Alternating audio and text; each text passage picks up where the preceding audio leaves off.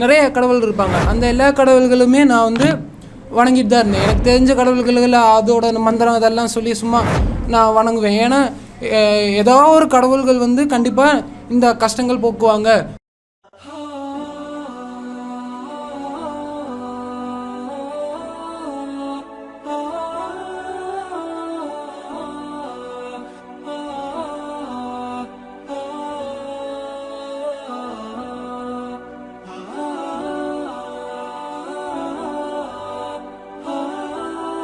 الحمد لله حمدا كثيرا طيبا مباركا فيه اللهم صل على محمد وعلى آل محمد كما صليت على إبراهيم وعلى آل إبراهيم إنك حميد مجيد. الله سبحانه وتعالى على சாந்தியும் சமாதானமும் நபி ஸல்லல்லாஹு அலைஹி வஸல்லம் மீதும் அன்னார் நபி ஸல்லல்லாஹு அலைஹி வஸல்லம் கற்றுத்தந்த அடிச்சோடுகளை பின்பற்றிய சஹாபாக்கள் மீதும் நம்ம அனைவரும் மீதும் என்றென்றும் நிலவட்டுமாக. என்னோட உரை என்னை கவர்ந்த இஸ்லாம் என்னோடய டாப்பிக்கு. என்னோடய ஃபர்ஸ்ட் நேம் வந்து அருண் பிரசாந்த், இப்போது ஹாரூன். அல்ஹம்துலில்லாஹ். நான் இஸ்லாமத்தை தழுவி 4 வருஷம் ஆச்சு. இப்போது நான் வந்து கேரளா பாலக்காடு மாநிலத்தை சேர்ந்தவன். எப்படி எனக்கு இஸ்லாம் கிடச்சிதுன்னா, நம்ம வந்து எப்பவுமே ஒரு ஓட்டத்திலே தான் இருப்போம். அதாவது காசு சம்பாதிக்கணும், உடல்நலம் நல்லா இருக்கணும், அந்த ஓட்டத்திலே நம்ம ஓடிக்கொண்டே தான் இருப்போம். அந்த நமக்கு வந்து ஒரு சிந்திக்கிறதுக்குள்ள டைம் எதுவுமே கிடைக்காது. ஏதாவது ஒரு சூழ்நிலையில் அந்த ஓட்டம் நிற்கும் போது தான் நமக்கு அந்த சூழ்நிலை சிந்திக்கக்கூடிய அந்த கிடைக்கும். அதில் வந்து எனக்கு இந்த கொரோனா டைமில் தான் எனக்கு அந்த டைம் கிடச்சிது. எப்படின்னா, எனக்கு நிறைய டவுட்டுகள் இருந்தது. ஆனால் அதை தேடுறதுக்குள்ள டைம் வந்து இந்த கொரோனா டைமில் தான் கிடச்சிது. என்ன எதை நான் முன்னோக்கி தேடணுன்னா, எங்கள் அப்பா வந்து ட்ரிங்க்ஸ் யூஸ் பண்ணுவாங்க. அதனால எங்கள் வீட்டில் எப்போவுமே பிரச்சனை நடக்கும். அப்போது எங்கள் வீட்டில் மட்டும்தான் இந்த பிரச்சனை பார்த்தா கிடையாது. அதே மாதிரியே எங்கள் சுற்றி இருக்கிறவங்க வீட்லேயும் சில வீட்லேயுமே சில இந்த போதை பழக்கங்கள் இந்த மூலியமாகவும் சில வேறு ஏதோ ஒரு காரணம் வச்சுமே வீட்டில் வந்து ஒரு பிரச்சனை, எல்லாத்துக்குமே ஒரு கஷ்டங்கள்னு இருக்கும். ஒவ்வொருத்தவங்க கேட்டால் ஒவ்வொரு கஷ்டமாக சொல்லுவாங்க. அப்போது நமக்கு ஒரு சின்ன கஷ்டம், இன்னொருத்தவங்ககிட்ட பெரிய கஷ்டம். அப்போ இந்த கஷ்டங்கள்லாம் இருக்குது. எதனால் மனிதன் வந்து தன்னைத்தானே இந்த தவறுகளில் போயும் சில விஷயங்களில் இதாகியும் அவனே அவனோட உடலை அழித்தும் கொண்டும் குடும்பத்துலேயும் இந்த மாதிரி பிரச்சனை உருவாக்குறாங்கன்னு ஒரு கேள்வி. ஆனால் இது சின்ன வயசுலேயே எனக்கு இருந்துச்சு. ஆனால் அதை தேடுறதுக்குள்ள இது கிடைக்கல. அதே மாதிரியே ஸ்கூலில் படிக்கும் போதும் இருக்கும்போதே ஒரு பர்பஸ், நம்ம ஏனோ தானோ வாழ்கிறோம், போகிறோம், சாப்பிட்றோம், தூங்குறோம், எந்திரிக்கிறோம், இதே மாதிரியே தான் ஓடிக்கொண்டிருக்கோம். நமக்கு கண்டிப்பாக ஒரு நோக்கம் இருக்கும். அது என்ன ஒரு நோக்கம், அதுவும் தேடணும்னு ஒரு இருக்கும்போது, அதுக்கப்புறம் ஒரு உயர்ந்தவர்கள் செல்வந்தமாகிக்கொண்டே இருக்காங்களே, நம்ம இன்னுமே கஷ்டப்பட்டுட்டே இருக்கோமே, பாவம். இந்த கஷ்டப்படுறவங்கள பார்த்தா ரொம்ப கஷ்டமாக இருக்கும் எனக்கு.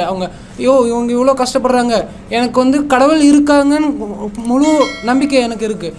கண்டிப்பாக அந்த கடவுள்கள் தான் நம்மளை வந்து இப்போ படைச்சிருக்காங்கன்னு சின்ன வயசுலேருந்தே எனக்கு ஒரு நம்பிக்கை இருக்குது. அப்போ இத்தனை கடவுள்கள், நான் வந்து ஹிந்து மதத்தில் நிறைய கடவுள் இருப்பாங்க. அந்த எல்லா கடவுள்களுமே நான் வந்து வணங்கிட்டு தான் இருந்தேன். எனக்கு தெரிஞ்ச கடவுள்களில் அதோட மந்திரம் இதெல்லாம் சொல்லி சும்மா நான் வணங்குவேன். ஏன்னா ஏதோ ஒரு கடவுள்கள் வந்து கண்டிப்பாக இந்த கஷ்டங்கள் போக்குவாங்க, இந்த நம்ம குடும்ப வாழ்க்கையில் இத்தனை குடும்ப வாழ்க்கையில் வந்து ஒரு மன நிம்மதி கொடுப்பாங்கன்ட்டு ஒரு நம்பிக்கையில் எல்லா கடவுள்களுமே வந்துருந்தேன். ஒரு கட்டத்தில் நான் ஜீசஸ்ஸு, அல்லாஹ் எல்லாத்தையுமே நான் வணங்க ஆரம்பித்தேன். அப்போ அம்மாட்ட கேட்டேன், அம்மா இத்தனை கடவுள்கள் நான் வணங்குறேனே, யாராவது ஒருத்தராவது நமக்கு வந்து உதவி செய்யணும் இல்லையா, நமக்கு இந்த கஷ்டத்தை போக்கணும், இந்த மாதிரி நமக்கு செய்யணுமெல்லாம் கேட்கும்போது, அப்போ எங்கள் அம்மா சொன்னாங்க, நீ வந்து இத்தனை கடவுள்களை வணங்குறீல்ல, அப்போ இத்தனை கடவுள்களை வணங்கும் போது அவங்களுக்கு ஒரு கருத்து வேறுபாடு இருக்கும். நான் செய்கிறேன், நீ செய்கிறேன் அப்படின்னு சொல்லி ஒருத்தர் வந்து சண்டை போடுவாங்க அப்படின்னு சும்மா யதார்த்தமாக சொன்னாங்க. இப்போ ஒரு கடவுளாக இருந்தால் நம்ம கேட்குறது உடனே கேட்டு நம்ம உடனே செஞ்சுருவாங்க. அப்போ அது ஆற்றல் இருந்தால் தான் ஒரு கடலுக்கு மட்டும்தான் அந்த ஆற்றல் இருக்குன்னு அப்படின்னு சொன்னாங்க. அப்போ எனக்கு அந்த உண்மை சொன்னது அந்த ஒரு கடவுள் வந்து எனக்கு புரிஞ்சுச்சு. அப்போது படிக்கிற எனக்கு கொரோனா டைமில் வந்து பகவத்கீதை, பைபிள் இதெல்லாம் கொஞ்சம் கொஞ்சம் நான் படித்தேன். அப்போ என் ஃப்ரெண்டோட, எங்கள் அம்மாவோட ஃப்ரெண்டோட ஃபேமிலி வந்து முஸ்லீம் தான். அப்போ அவங்க பையன் வந்து எனக்கு வந்து குரானை வந்து அனுப்பி விட்டாங்க. இது குரான் படி, இதுலேயுமே நீ கேட்ட அந்த சந்தேகங்களுக்கு எல்லாமே இதிலே உனக்கு தீர்வு கிடைக்கும்னு சொல்லி கேட்டாங்க. அப்போ நான் பகவத்கீதையில் படித்தது, அதுலேயும் ஒரு இறைவன் தான் இருந்துச்சு. அந்த இறைவனுக்கு உருவம் கிடையாது, அந்த இறைவன் தான் உங்களுக்கு தரணும், நீங்கள் வந்து இறைவனுக்கு கொடுக்கக்கூடாது. இறைவனுக்கு படைக்கிறதும் இறைவனுக்குள்ளே செய்கிறதுக்கு எல்லாமே அப்போ இறைவன் வந்து இருக்கிறவனாக இருந்தால் நமக்கு எதுவும் கொடுக்க மாட்டான். அப்படி அந்த கான்செப்ட் வந்து பகவத்கீதை அந்த ருக்வேதங்கள்லேயுமே புரிஞ்சுச்சு. அப்போது இறைவன் வந்து ஒருத்தர் தான். அதே மாதிரி பைபிள்லேயுமே அதில் வந்து 3 கடவுள்களை நான் படித்தேன். அப்போது குரான் எடுத்தப்போ மட்டும்தான், குரானில் மட்டும்தான் வந்து சூரத்துல் இக்லாஸ், குல் அல்லாஹு அதிலே முடிஞ்சு, அல்லாஹ் ஒருவனே தான். அந்த அல்லாஹு சமத் லம் யலித் வலம் யூலத் வலம் யகுல் லஹு குஃபுவன் அஹத், அதிலே அல்லாஹ் சமத், அல்லாஹ் தேவையற்றவன், அல்லாஹ் தான். இங்கே எனக்கு ஆச்சரியமாக இருந்துச்சு, நம்ம வந்து ஹிந்து வேதத்தில் வந்து நம்ம வந்து ஏதாவது காணிக்கையை ஏதாவது கொடுத்தா தான் நமக்கு வந்து அது கிடைக்கும், அந்த மாதிரி தான் நான் தெரிஞ்சு வச்சிட்டேன். இப்போ ஏதாவது உங்களுக்கு வேணும்னா நம்ம வந்து ஏதாவது இறைவனுக்கு செய்யணும். இங்கே வந்து நம்ம அல்லாட்ட துவா, நம்ம வந்து பிரார்த்தனையை செஞ்சால் மட்டுமே போதும், அல்லாஹ் சுப்ஹானஹு வ தஆலா வந்து நமக்கு கொடுப்பான். அல்லாஹ்க்கு நமக்கு எதுவுமே கொடுக்க தேவையில்லை. அதாவது அப்போ அல்லாஹ் யாரையும் படைக்கப்படவில்லை, அல்லாஹ் தான் நம்ம படைக்கப்பட்டுவாங்க, எல்லாமே தெரிஞ்சு. அப்போது என்னோட அந்த கேள்விகளுக்குள்ள பதில் வந்து ஒரே வசனத்திலே எனக்கு தெரிஞ்சிருச்சு. அதே அந்த வசனத்திலிருந்தே படிக்க எல்லா வசனத்துலேயுமே அதே மாதிரி தான் இருந்துச்சு.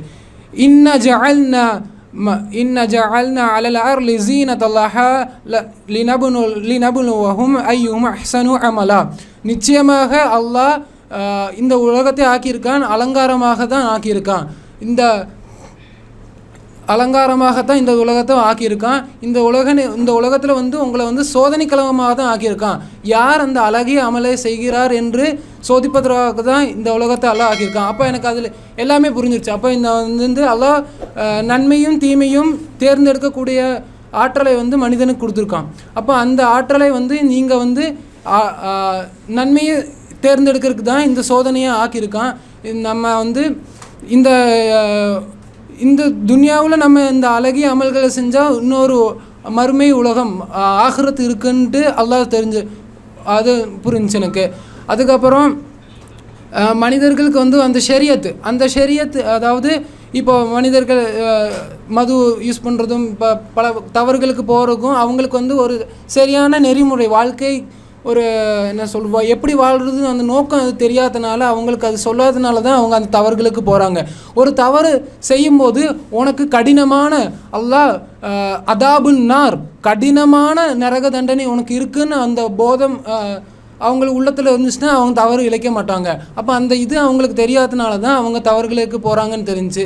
அப்போது உயர்ந்தவங்க அந்த உயர்ந்து கொண்டே இருக்காங்கன்னா அவங்களுக்கு அல்லாஹ் செல்வத்தை கொடுத்தும் சோதிக்கிறான், செல்வத்தை எடுத்தும் சோதிக்கிறான். அப்போ அதில் யார் முழுமையான நம்பிக்கை கொண்டு அல்லாஹ்வை கண்டுபிடித்து உண்மையான இறைவனை கண்டுபிடித்து அவனை ஆராதிக்க இபாதத்து செய்கிறவங்களுக்கு மட்டும்தான் அந்த நன்மை, அந்த ரிஸ்க்கு அவங்களுக்கு வந்து சொர்க்கம் தரேன்னு சொல்கிறான். அப்போது அல்லாஹ்வை அந்த சோதனையில் அல்லாஹ்வை மறந்து தவறுகள் செய்யும் போது நம்ம அல்லாஹ்வை ஆராதிக்காமல் வணங்காமல் இருந்தால் நமக்கு நரகந்தான்னு அல்லாஹ் சுப்ஹானஹு வ தஆலா சொல்லிட்டான். அப்போது நம்ம லா இலாஹ இல்லல்லாஹ் முஹம்மது ரசூலுல்லாஹ் அந்த கலிமா தௌஹீதில் இருந்தால் மட்டும்தான் அல்லாஹ் சுப்ஹானஹு வ தஆலா வந்து சொர்க்கம் தருவேன்ட்டு குரானில் இருந்து அப்படியே அல்ஹம்துலில்லாஹ் நான் ஃபுல்லாக படித்தேன், கலிமா சொல்லியாச்சு. அல்ஹம்துலில்லாஹ், இஸ்லாம் தான்.